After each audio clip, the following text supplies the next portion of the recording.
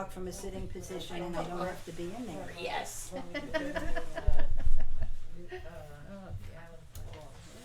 I want to thank you all for coming. This is Bill and Sue Wiand, and today they're going to discuss meditation with you. So enjoy. Oh, well, welcome everybody on this wet and soggy day. All right, just to repeat, I'm Sue Wiand, this is Bill Wiand. We have been involved with the holistic health world for about 30 years. We are what's called, we're certified in clinical hypnotherapy. And by clinical, we mean we're not going to invite you up on stage and make you cluck like a chicken. We're basically trained in holistic health and wellness. Okay, so a lot of stuff that I might be talking about today is going to, the line between meditation, self-hypnosis, and hypnosis is very fine. Depends on where you come from, what your training is, whatever the case might be. So it's all got a common boundary.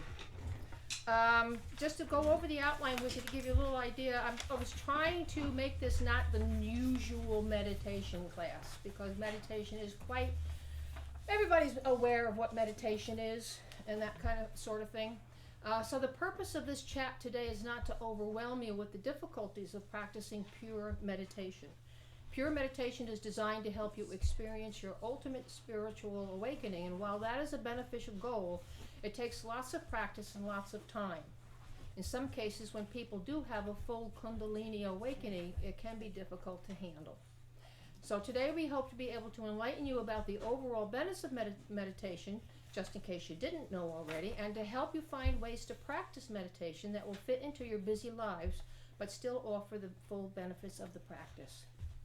Okay, so we're going to be going over why do meditation practices fail in today's world, why should you meditate, types of meditation. We'll give you some guidelines of the various types of more prominent meditations.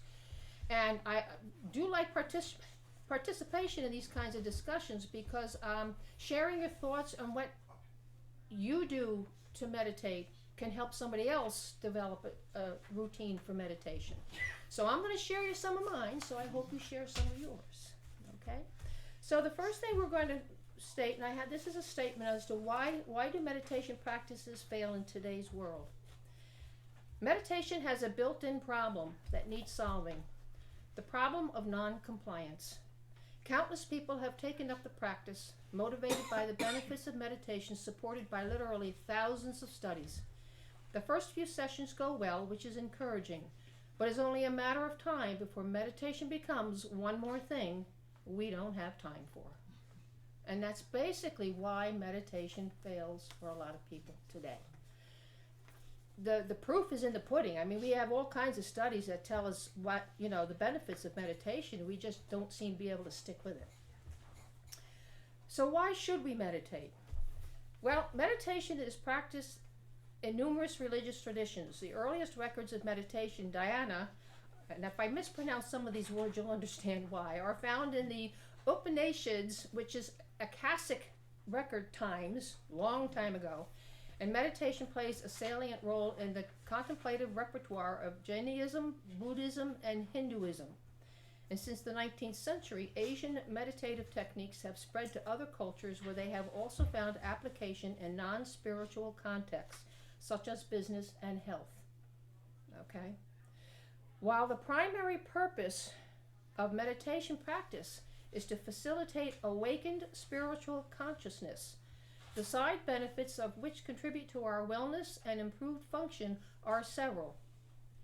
And research has already shown that it facilitates the following: mental transformations and thinking processes as they become more organized as the result of meditative calmness and the influence of refined states of consciousness. The body's immune system is strengthened, and physiological functions are encouraged to be more balanced and efficient. Biologic aging processes are slowed. Older long-term meditators are mentally and physically younger than their calendar years might suggest. Some of these ideas I like already. Stress symptoms are reduced. The nervous system is refreshed and enlivened, allowing awareness to more easily be processed through it. Regenerative energies are awakened. These, directed by innate intelligence, vitalize the body, empower the mind, and have restorative and healing influences. Intellectual skills are improved, causing delusions and illusions to be dispelled. Intuition awakens, allowing us to directly know whatever we desire to know and to experience a vivid sense of unerring inner guidance. Appreciation for a living is enhanced. Creativity is stimulated. Innate spiritual qualities awaken, enabling us to be more insightful and functionally skilled. Rapid, more satisfying, authentic spiritual growth is nurtured because body, mind, and awareness are beneficially influenced by refined superconsciousness states. And it helps us to recognize our place in the universe. And we already know all the benefits of meditation from all the studies that have been done. Now you know you can't do the aforementioned version of meditation, and that's not where I want to go with that. Okay, so that's why we should meditate and all the benefits of doing the meditation. So we already know it's good for us, and research is ongoing to better understand the effects of meditation in health, psychologically, neurologically, and cardiovascularly, as well as all other areas. Okay, so now, there are several types of meditation, and I'll just briefly run them through. There's what's called the pure version, a total version, mindfulness, and guided, just to name a few. And we're going to briefly go over each of those. Okay, so now.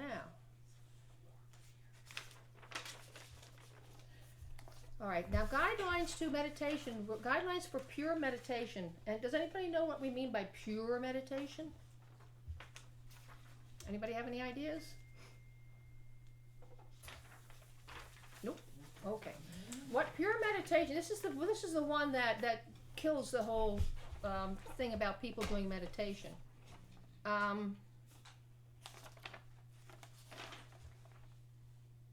Okay.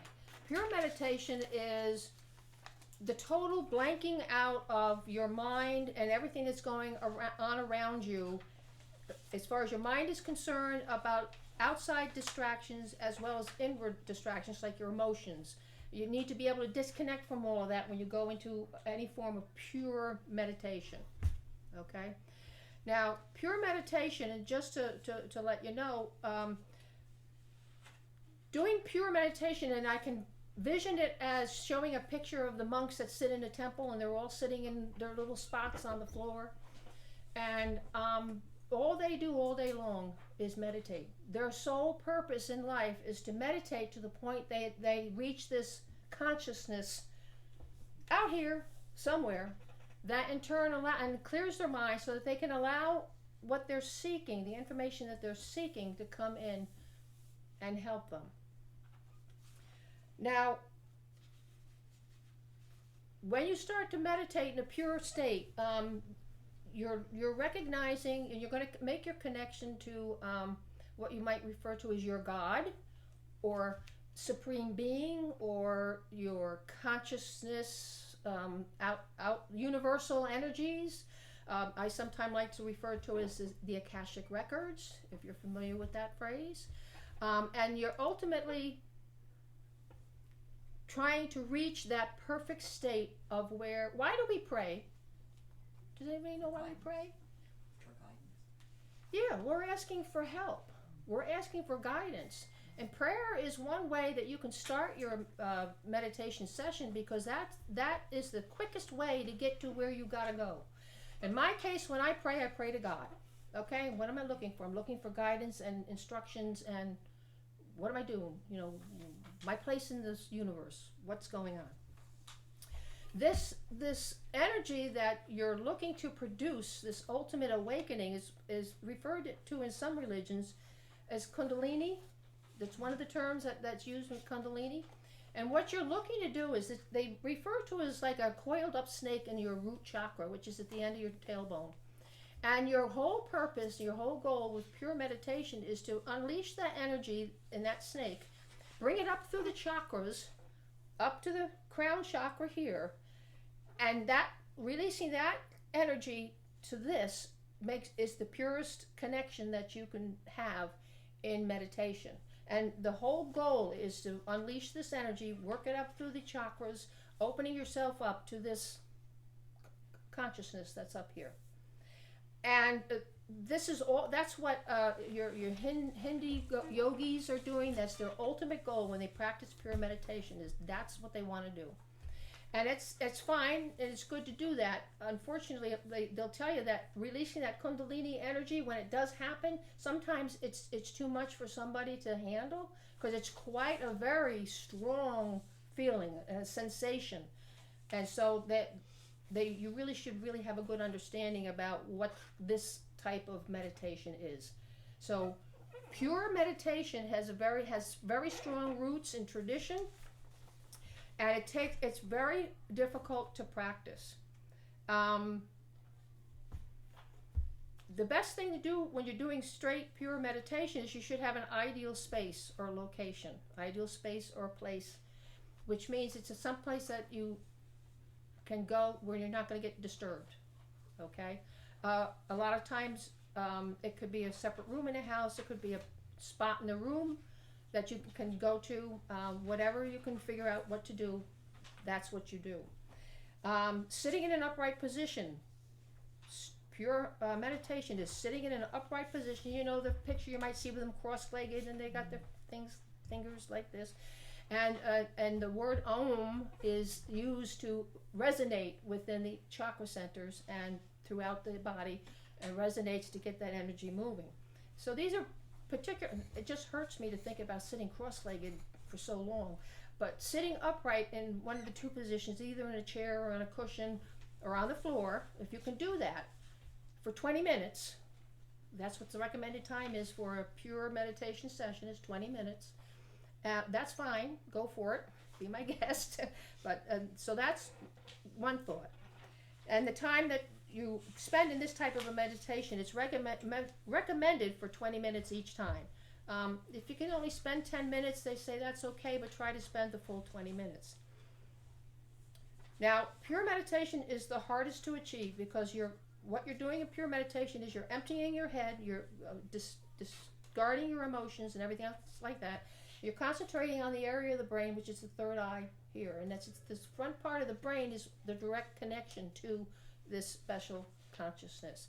So you're literally just sitting there concentrating on this part of your head for 20 minutes. Okay? But it's the best form of meditation. It gives you the ultimate meditative benefit. Okay? How many of us are going to do that in today's environment? Not too much. It's very demanding. I mean, and they want you to do it 5 or 6 times a day. What? 5 or 6 times a day. Okay. And that's why the statement is, it means we can't be compliant with that, because who of us in the normal world with our busy schedules and lives have 6 times a day for 20 minutes to do nothing but absolutely just sit there. But you're concentrating and thinking of nothing else. So that pure form of meditation is very difficult. Most beneficial, I might add. It's most beneficial, but most difficult for us to attain. So that's what we hope to do today, is try and give you some ideas on, well, what else can you do to get that same level or near that same level of benefit.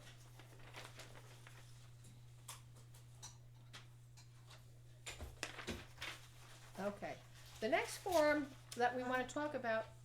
Could you start out like 10 minutes to just give it a, to see if it, or should you try the 20? Oh, sure, you can try any method for as much time as you can. They just make a recommend. The thing with pure meditation, it's really a lifestyle. It's really, you dedicate your life to doing nothing but reach this level of consciousness that you need to reach. But with any system that we suggest, you start out however you can with how much time you want to spend. But I think you'll find that some of the suggestions that we're going to give you here today is you don't have to worry about what time you're spending on, because it's going to be part of your average day. Okay? So you don't have to think about it. You don't have to worry about it. okay? But I just want to emphasize that pure meditation is really a lifestyle, and it's something you really have to concentrate on. Gives you full benefit, really good benefits and whatnot, but not all of us can do it, okay? Now, according to Deepak Chopra, does everybody know who Deepak Chopra is? He's a holistic doctor. He's from India. And he has a system, what he calls total meditation. Anybody hear that term? Total meditation? Okay. So what he tells us, and I'll just read this brief little blurb that I have on here. He says, letting your meditation drop away seems to affect every kind of practice, no matter how simple, including mindfulness, mantra meditation, Buddhist, Vipassana, and so on. I hope I said that right. Even sitting for 10 minutes, following your breath, which is the simplest meditation of all, doesn't manage to stick. The result is that the vast majority of people stop meditating and never go back, while a much smaller number meditate when I feel I need it.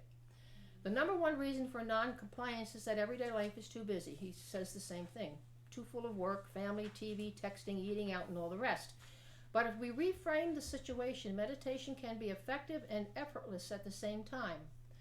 Let's accept that occasional meditation, although it might bring a moment's respite from a busy day, hasn't worked out for you. Instead of feeling guilty, you can begin a radically different practice. And he calls it in place of occasional meditation, you can shift to total meditation, a useful term for bringing the mind into a meditative state anytime you want. The technique is simplicity itself. Whenever you notice that you are distracted, stressed, feeling burdened, anxious, or out of sorts, use this as a trigger to return to the mind's natural state of inner peace and quiet. The steps are as follows. Find a quiet place where you can be alone and undisturbed. That's rule number one in any kind of a meditation. Close your eyes and take a few deep breaths. Again, that's normal in any kind of meditative practice. Put your attention on the area of your heart. Breathe easily until you feel relaxed and quiet inside. Total meditation, being spontaneous, is effortless, and because you can do it any time you like for a few minutes, the practice fits into the busiest days. At first, you might find yourself doing the practice 6 or more times a day, but over time, your mind will become trained to seek the meditative state more quickly and easily. In medicine, it has long been known that the body automatically seeks a balanced state known as homeostasis. Does everybody know what homeostasis is? Okay. If you go out for a run or a session at the gym, your body adapts to the increased activity in many ways that include changes in heart rate, blood pressure, oxygenation of muscles, digestion, and much more. Homeostasis is dynamic and holistic. But there has been a reluctance to grant the mind the same automatic return to a state of balance, even though the evidence is quite clear. Between every thought, your mind goes into a silent gap from which the next thought emerges. If you experience a momentary emotional upset, your mind can stay there only so long before the upset is gone. Even long-term upsets like grief over losing a loved one will eventually, for the vast majority of people, return to the person's emotional set point. Without knowing it, perhaps you are already experiencing how important the mind's rebalancing ability is. The chief benefit is a healing one. Every school and type of meditation takes advantage of this healing effect. How simple is that? You know, how simple is that? Okay. What I try to do is like when I go someplace, like I'm gonna go to a yoga class, I'll go there early, sit in the car, just relax, close your eyes, sit there, and just relax. You got that time, you can't go anyplace else, you're waiting for your class, so you just get there a little early and then you can just Right. Chill out. And you just chill out is exactly what you do. Okay. The more Anybody? you practice, the easier it gets. I look forward to going to someplace early so I can sit Right, there and that's relax. the whole thing. Your body, you've trained your body to react to that. If you meditate a lot, you should be able to just sit down, do this, and disconnect. Not feel your body, not feel anything, but just be with everything. And it takes practice. It takes a lot of practice, but it makes it easier to put up with all the nonsense. and everybody has nonsense. And the 1,000 little monkeys that are running around in here want you to make decisions. Okay, the next version of meditation is what we call guided meditation. Does everybody know what guided meditation is? Okay. This is where you allow yourself or someone else to guide you through an exercise that helps to keep your mind off the troubles and gives the mind a chance to work and the body time to calm down. I used to work, when I worked, wherever I was located with the job, is I always initiated workplace lunchtime meditation sessions. And basically, the reason behind that is I tried to give the people a safe place to go for a half an hour in the middle of a very busy day to experience a little bit of rest and relaxation. As part of the training process, when you're going through guided meditation or meditation or whatever the reason for it is, you have to have a routine. Because you're training the mind and the body to work together to practice this routine. And it's always good to start with something simple or basic. And what I would do with this group of people when they came in for meditation, if there was a door that could be manually opened and closed, we left it open until everybody was there. On the door was a sign that says meditation in progress, do not disturb. When everybody was in the room, I would get up and I would go and close the door, which was the first indication that they knew that, it was time to work on something. Okay? Then I would instruct them to sit in their chairs comfortably, feet on the floor, get relaxed in your chair as best as you can, close your eyes, and get ready for the procedure. The next thing we would do is we would go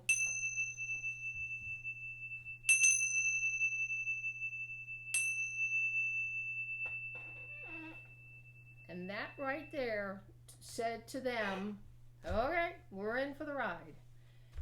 Okay, and then we would do the meditation and we'd go through the procedure, get them relaxed for a half an hour, bring them out, make sure they were alert and awake and ready to go back to work. And we did this 5 days a week, every week that we were together. And what we were doing was we were training them so that the point is that I close the door, get them settled, ring the bell for 3 times. I could walk out of that room and not come back for a half an hour. Because why? They learned what they had to do between the ringing of the bell to start the session and the ringing of the bell to end the session. They didn't need me any longer. They were in self-meditation mode. All you have to do is learn it. We learned in hypnotherapy class. It takes 21 days to break or make a habit. If you stick with something for 21 days, you've got a pretty good shot of staying with it. Okay, so it only takes 21 days to get into the hang of it. Once you've got the hang of it, you can do it whenever you need to do it. Okay, you don't even need the symbols or whatnot. Just the act of sitting in a chair, getting yourself positioned, taking a few deep breaths and settling yourself in, you'll go right into your meditative state. But it does take practice. You have to practice it. And you have to be committed to it, too. I mean, it does automatically come, but you have to be committed to the fact that you're going to go through the process. But you also have to give up control of yourself. Right. Pure meditation says you have to release everything, including your internal emotions and your connections to any and everything that's in and out of you, and for pure meditation to work. So you really do have to, and that's why it's so hard. It's very hard to disconnect from everything. Very hard. Okay? But this way, with a guided meditation, you can still be maybe in a busy state when you start, but you're so busy listening to the person or the tape or the whatever you're going to use to guide you through this meditation that you're going to eventually forget what's going on out here because you're concentrating on the words. And that's what guided meditation is for. It's to make it easier for you to get into the state that you want to be. But ultimately, if you practice the same routine each time, it becomes easier and easier and easier each time out. Okay, I used to do sessions with energy fields on the body, and we'd work on the person. We go through the same routine. We use the same music every time we go through a session. We go through the session the same way each time. So by 3 weeks later on down the road, you could go in, you put the music on, you do whatever you need to do for the for a minute. It doesn't even have to be that much time. You can literally walk out of the room and the person will do their own work. And that's what you're striving for, is being able to do your own work. Okay? I can't do the work for you, but I can provide you with an optimum environment where you can get all the healing energy that you want. Just like a doctor can't heal you, he can only provide those instruments that might help you to have an environment favorable to your healing process. Okay, any questions up to this point? Okay. The next one and the last category that we're covering is my favorite one.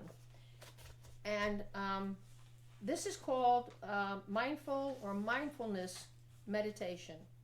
And this can be just about anything you can possibly imagine. When I first retired, Bill was still going to work. He'd be getting ready to go to work, and in the nicer, warmer weather when the hummingbirds are around, I would have the sliding glass doors open, and I would pull the chair over to the sliding glass door, and I would sit there and watch the hummingbirds. And I'd watch the hummingbirds. And I'd watch the hummingbirds. Bill would give me a kiss, goodbye, bye hon. And I'd sit there and I'd watch the hummingbirds. And I would sit there, and what was I doing? All I was concentrating on is watching the beauty of these flying machines going up to the feeder and getting fed. 20 minutes, half an hour in the morning. What was I doing? Meditating. I wasn't thinking about anything else. All I was concerned about and concentrating on was watching these birds fly. Watching the way their wings were and how they hooked their beaks into the thing. That's all I did every morning.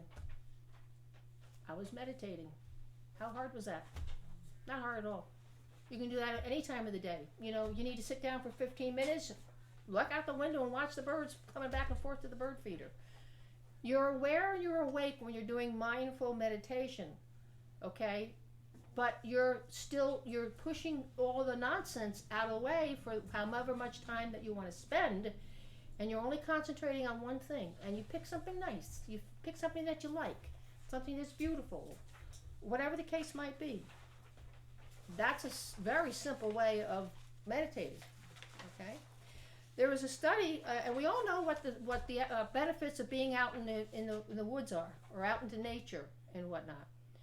And they did a study in the United Kingdom that found that there seems to be, they know that sitting out in the natural setting is very helpful. It could be a wooded area, a city park, or a beach. Doesn't matter, it's all therapeutic. And they found that there was there seems to be a sweet spot. They did about 20,000 people in the United Kingdom. They said 2 hours per week or slightly more in a natural setting had the biggest impact on improving overall well-being and health. Now we're talking about now health and well-being. Less than 2 hours didn't produce nearly the same gains, and much more time outdoors didn't produce significantly more benefit. It didn't matter whether the time was spent outdoors in one 2-hour outing or divided into multiple smaller ones. Nature had a therapeutic effect on all types of people, including those who are healthy and those who have health conditions. You might wonder if the benefits come from exercise. After all, walking in a park or a forest is much better than sitting on your couch. While that's true, nature offers some added perks. In Japan, there's a practice called forest bathing. The Japanese term Shinrin-yoku means taking in the forest atmosphere. People go into a forest and view it while walking, sitting, or a combination of the two. One Japanese study compared the effects of people walking and sitting in 24 different forests and outdoors in nearby city neighborhoods. In each type of setting, participants sat and viewed the landscape for about 14 minutes and then walked for about 16 minutes. Researchers measured various markers for stress, including levels of cortisol, which is your stress hormone, pulse rate, and blood pressure before and after sitting and walking in both types of environments. Just to give you a little idea, cortisol, the stress markers decreased when you were sitting by 13.4%, and if you were walking, it reduced by 15.8%. pulse rate was down 6% when you were sitting and down 3.9% when you were walking. Your systolic blood pressure, which is your top number, was down by 1.7% if you were sitting and down 1.9% if you were walking. And your diastolic blood pressure, which is your bottom number, was down 1.6% while sitting and 2.1% while walking.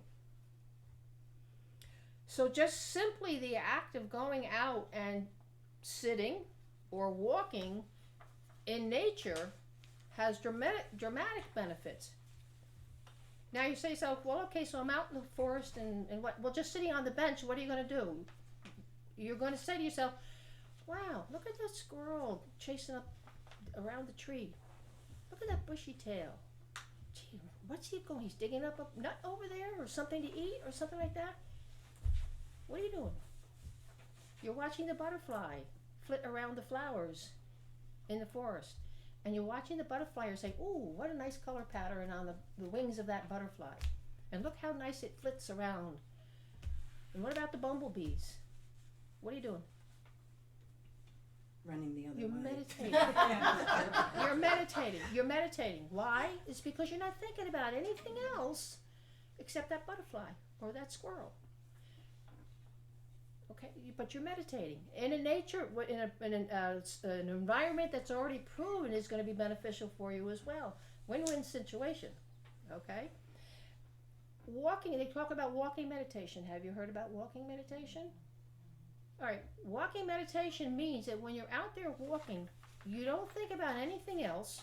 I mean, you do worry about whether a car is coming, but mindfulness means you're aware, still aware of your situation, your surroundings, but you're going to point your concentration on how do my feet hit the pavement when I'm walking? Am I doing it correctly? I'm just concentrating on how my feet are walking on the pavement. That's all you have to do is just concentrate on that. A runner will concentrate maybe on a couple of different things because they don't want to cause injury to the knees, and so they may be watching how they plant their feet in stride with their arm movements or something like that. But the whole point of it is that the only thing they're concentrating on is the activity that they're doing at that particular moment. They're not thinking about anything else.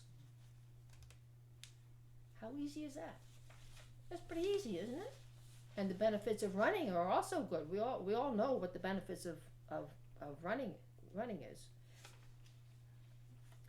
Anybody know why a kitchen sink in a kitchen is usually got a window over it? Your kitchen sink is usually below the window in the kitchen.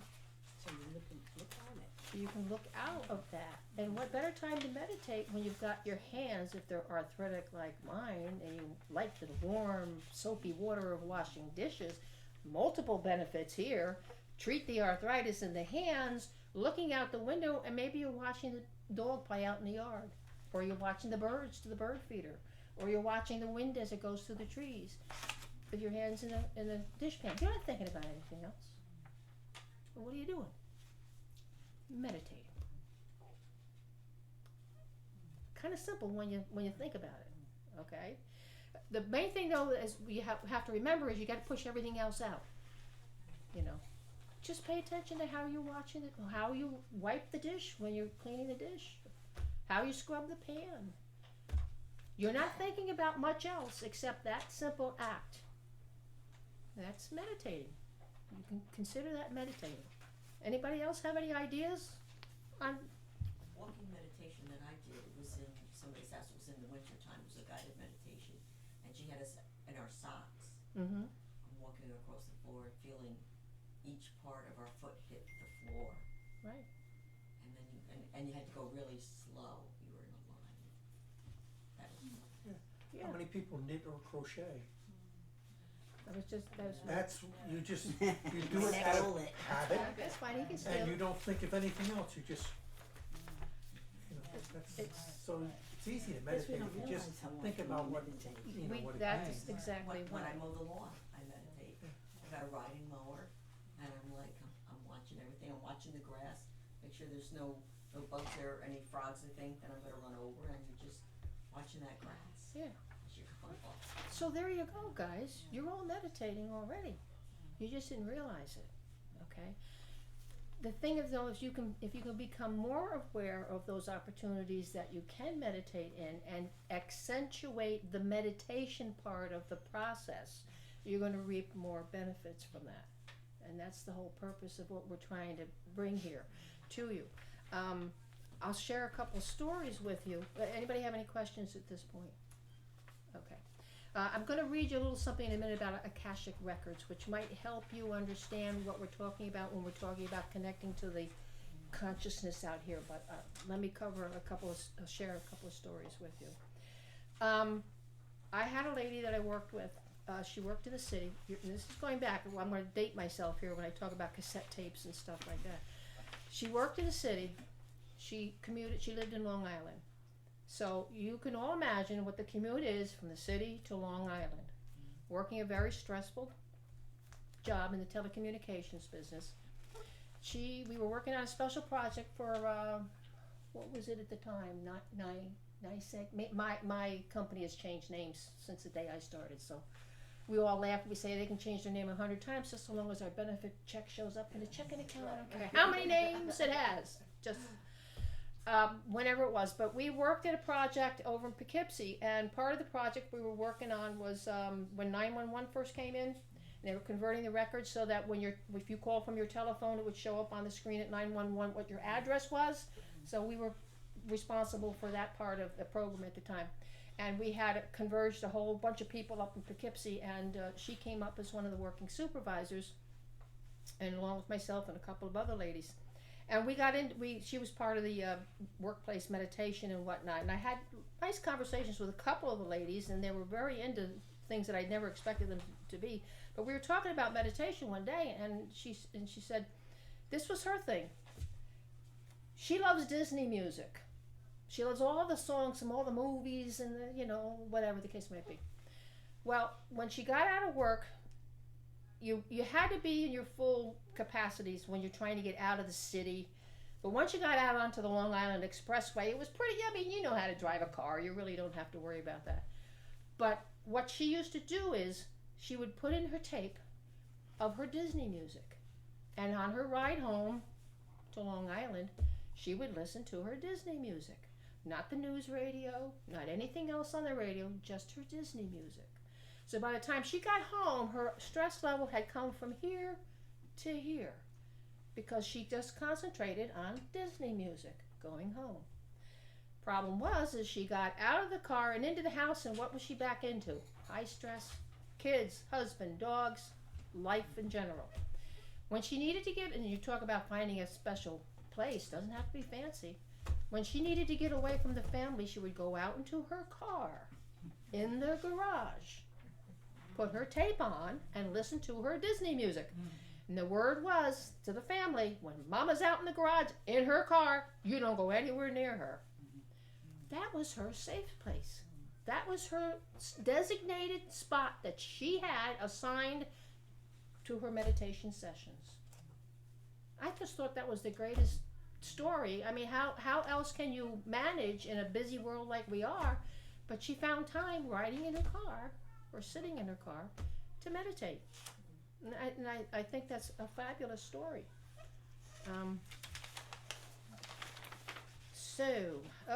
So now, let's see, I shared the Disney story with you guys. I shared my hummingbird story with you.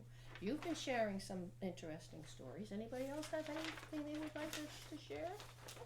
I've used Headspace. It's an app it's a guided meditation. Fine. And it has really helped.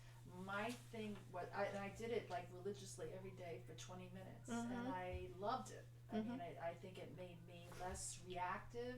I responded with better decisions, so I really like the fact that it was making those changes in me. It's just, I would get to a point where I really would feel like I was losing total control, and I would come back. I would like, and I've never been able to get past that. You have to have faith. Yeah. When I meditate, I can sit here, do this, and I can't feel my arms, my legs, nothing. Right. And you have to realize that you're afraid you're not going to come back. Right. But Right, yeah. it's it's a nice place to go, nice place to visit. Yeah. That's what you have to Yeah. think about, visiting. Yeah. You're just visiting. I've done it I've been outside doing this, and once it was on a lake, a beaver came right up, and when I opened my eyes, the beaver and I made eye contact, and then I foolishly said, hello, and it swam away. But another time when I was out, I was really deep in meditation, and there was a gunshot, and I could feel my whole body go back. You know, like, you know, it really affected the wave. I could feel the wave of that gunshot. Yeah. So, That's because you're not here. right, yeah, You know, your consciousness is going to where you Yeah, want to go, right. and as you practice it more, you'll find that coming back is not as stressful. Well, yeah. But that's why you have to have a safe place, Yeah. and it doesn't necessarily mean lock the doors, and it means where you feel safe, the place that you want to be. And after a while, every place becomes a safe place yeah. because you become more accustomed to being there and not here. Right, right, yeah. But And- then people think that you're It's interesting that he came up with that term because I have a specific meditation, self-hypnosis, whatever you want to call it, routine. It's called your safe space. And what I do is I train you how to go there, get there, spend the time you need there, and come back without concerns. But because it's very important. Yeah. And I tell you, we did that session with with a group of people, and the places that people said that were their safe places would amaze you, to the point where we had people who literally went off world to their safe space, safe place. His is the Orion's belt. But just to let you know, and it really took my breath away initially because I wasn't expecting people. Safe place. Some people would say their bedroom. Their bedroom was their safe place. But literally, I had people that were literally off world to find their safe space. So don't think anything that you think is unusual isn't. Somebody else has already thought of it for you. Okay. I just want to mention one other thing before I get this on this Akashic Records, just additional information to help you understand what meditators are looking for in the true sense of the word. This is a gemstone called Tanzanite. This is a gem that helps to connect you to your higher consciousness, and it helps you with your intuition and perception. And calmness. And it also helps with calmness. Tanzanite. Bill happened to bring these home from the Crystal Center. He works at the Crystal. I'm not giving a sales pitch. I'm not giving a sales pitch. He works at the Crystal Center in Wurtsboro, and there are other places where that you can go. But if you're looking for a gemstone, if you're into gemstones, the energy from these stones help with the higher consciousness level. If that is something that you think might help you, then by all means go and check them out. And the main thing is really is maybe just to take a piece of the stone that you select. Actually, they select you, but you select the stone that you want, and you may just have to walk around with it for a little bit and feel and see if that's the right stone for you. All right, but that's an excellent source if you're into crystals. Okay, I have just about enough time to go over this. Any questions on what I have covered? What are those? I think these are kind of common. This one says healing. That's what I was told. Maybe not at that place, but at a place Okay, like that. all right. So I've taken There are this- other. Yeah, there's I've taken other. it with me. Yeah, And green I and guess- blue stones are generally Yes, the you ones that can- are Healing. calming. You can rub this if you wanted. Yeah, Touchstone. excellent. Thank you very much. Yes, there are other stones out there that you can go to. Most of your gemstone places should have somebody that's knowledgeable. If not, they've got books. They can look it up in the book to find out what might be better for you. And again, just you take the rock that you want and hold it for a while and see how your intuition tells you this is the right one. And don't be ashamed to put 5 of them back and pick another one. You have to pick what's good for you. And not everything is equal. They're not equal to you. They're equal in what their properties are to do the end result, but it might not, not everyone may be suited for you. So let your intuition be your guide on that. Thank you very much for sharing that. Anything else? Okay. My big thing is when we're also dowsers, and if you come to the next 3 classes, here's a pitch for the library. If you come to the next 3 classes for dowsing, dowsers are people who operate in a mindset similar to when you're doing pure meditation. Okay, and we are looking to the universe to help us answer the questions that we're being asked of, and we use instruments to do that. And one of the things that, I always say, again, God is my connection to that consciousness up there. But I often also say that there's this thing out here called the Akashic Records. And I just want to read this through to you to help maybe give you a little more understanding. This is a script that we would use if we were working with somebody who was trying to get into meditation and trying to understand what it is that they were looking for. I just happened to pull it out because it was in my book, and I read through it, and I don't know if I remember reading it maybe many years ago, if not. But I think it helps to make us understand what this consciousness is. Because you really asked me what this consciousness out there, I don't know, it's bubbles floating in the air out there.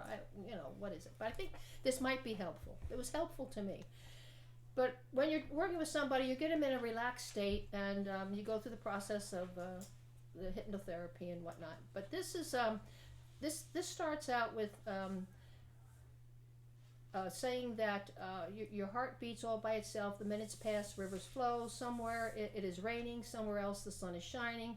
All is as it should be, and our search for the Akashic Records may have ended even before it has begun. There are millions of doorways to the Akashic Records, but they are only rarely discovered, and none of them lead to some distant energy plane. They all lead within. Dr. Carl Jung, the great psychologist, suggested that there is a great proof of all knowledge from all time, which he called the collective unconscious. Some believe that we can plunge into this pool and immerse ourselves in it long enough to answer any questions, to solve any riddle, and perhaps they are correct. One famous scientist, we are told, was experimenting with a device that would extract vibrations from the walls of a room, thus recapturing what was said and done in that room 100 years ago or more. A tape recording may hold the wisdom of a philosopher who left our plane years ago. A phonograph record may contain music that has not been heard in over half a century. If you have ever held an object which you have loved, it may well be that someone who loves you may be flooded with memories of you whenever he or she sees that object, even years in the future. If you have ever held an object which you have never seen before and received powerful, clear images or emotions from it, you may well have brushed your fingers against the doorway to an Akashic record. It is, as Carl Jung suggested, the collective unconscious lies in the realm of the unconscious, a realm into which you have entered many times before. And as you continue to relax your thoughts and relax your body, your mind turns itself towards the infinite. Perhaps all the knowledge of all time is locked in the crystals of the earth, or perhaps it is written across the stars in God's intaglio. If you don't know what intaglio means, I didn't either. It's a design incised or engraved into a material. Perhaps it flows all around us like an electrostatic river, weaving in and out of our collective unconscious like a great cosmic loom. Perhaps you have felt the brush of an angel's wing, or suddenly had access to knowledge from an unknown source, or been called by a small inner voice that refused to be stilled. These are the first faint glimpses we have of a body of knowledge so vast that we can encompass it only in our dreams. That's why dream interpreters get big bucks for what they do. The ancients knew we needed a metaphor, a mental doorway through which we could access this massive athenium.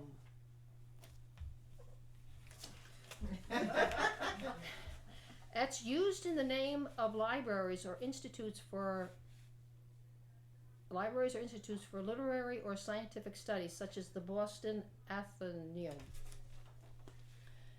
Okay. They created the imagery of the great Akashic records, and it is their path that we will follow. Imagine now that your thoughts are growing lighter and lighter, growing thinner and thinner, spreading themselves transparently upon the universe. Your thoughts caress our thoughts, other thoughts. Your mind knows the warmth and coolness of other planes of existence. And all life, all light and darkness, all energy and stillness seem to gravitate around one spot. There, just through the mists of time and space, is the Great Hall. Your thoughts are pulled without resistance up to, through, and into the Great Hall of the Akashic Records. For the longest time you thought you could almost hear a sweet, high, childlike singing. But as you pass deeper, past row upon row of huge stands of gold and silver, bronze and brass, crystal and glass, you realize that the books seated thereon are causing the stands to vibrate and hum, each with its own special note. And each note, combining with others, creates chords and harmonies, ever shifting, never repeating a song or even a vibration. There is a knowledge in that music, but you do not know it with your intellect. You feel it as much deeper level. There are many ways to know a thing. Slightly moving away, the great books are caretakers. They appear and disappear like wraiths, but in no way do they try to distract you from your journey. In fact, a new understanding has entered your mind. These caretakers are also part of the great Akashic Records. For the records themselves are not a mere collection of old books, but a living, breathing symbiosis of mind, body, and spirit, of the physical, the mental, and the etheric. And what we would do, and I hope that sheds a little light on what that great mystery is up there that we are connecting to. And what we do is we end up bringing this person out of this hypnotic state by realizing the Akashic Records have made you an integral part of them, and you've been allowed, you have allowed them to become a part of you. Okay? And it's, we always say, for every thought, for everything that's done here on this earth, ends up in this great hall of the Akashic Records. So when you're looking for, and when you're reaching out through this consciousness, you're looking for the answer to that question that you want. And it's supposedly out there. It's how you get there, whether it makes it easier or harder. It's Okay. all that's been written and will ever be written. So that's why people who are connected, if you can connect yourself to it, you can find out any information that's out there, the future or whatever. Whether or not you can do anything about it is the other thing. Just the last little thing, we have just a little bit of time left. I've used this particular, and it was fascinating when I went to study. This is the Center for Spiritual Awareness out of Lakemont, Georgia, and when we were doing classes over the years and whatnot, I used to get a bunch of these and give them to the students when they came to the classes. It's an easy guide to meditation, and it's by Roy Eugene Davis. He's passed now. He passed in 2019, but the center is still there. And I never really saw people do a pure meditation. I really didn't know what it was. I just didn't know what it was. Well, they're very good resources. He has books. They have YouTube things and all this kind of stuff. And just for giggles and haha, I tuned into a session that Roy did a couple years ago. I guess they were at a seminar or whatnot. And he demonstrated how he goes through his meditation. It's pure meditation now, strictly pure meditation. And the only reason why he talks during it, especially in the beginning, is because he's setting things up for you. What's going on with him? What is he doing? It was about 16 minutes long. And just for that 16 minutes, watching that process, I said to myself, I couldn't do that. I mean, he sat, what he did, and I'll just give you a quick synopsis. He sat there, he gets you comfortable in the chair, and of course he has got the microphone there so that you can listen to him, and you're getting comfortable in the chair, however that is for you. And the first thing he does is he generates the energy up through the chakras using that sound of and he explained it. You go to the root chakra, you go to the sacral chakra, and you do that until you get to the head chakra, and then you do that 3 times, at least 3 times. If you need to do it more, you do it more. It all depends on what it takes for you to get that energy moving the way it needs to be moving. And then he explains how you concentrate, third eye, front of the brain, what it does, and they said, and then your God, whatever he looks like or she looks like to you, that's who you're trying to connect with. And then he would just sit there and sit there and sit there and sit there. I mean, after a while, I just said I couldn't. And then he would say a little something else about when you're coming back from it, you thank everybody for being part of the. I'm trying to think of what he said. Being part of the universe, and you should have a better understanding of your place in the universe, and thank everybody that's part of your universe, and this kind of thing. And then you come out of the meditation session. And when I realized what he had just done with what little talking he did, that's pure meditation. You disconnect from everything, and you hopefully wait for that message to come. I was thinking about it. Your Native Americans, what do? They do things called sweat lodges. They do spirit quests, and they ask their spirit guides for guidance. But a sweat lodge is designed to do the same thing. You go in there and you get rid of all the garbage you got.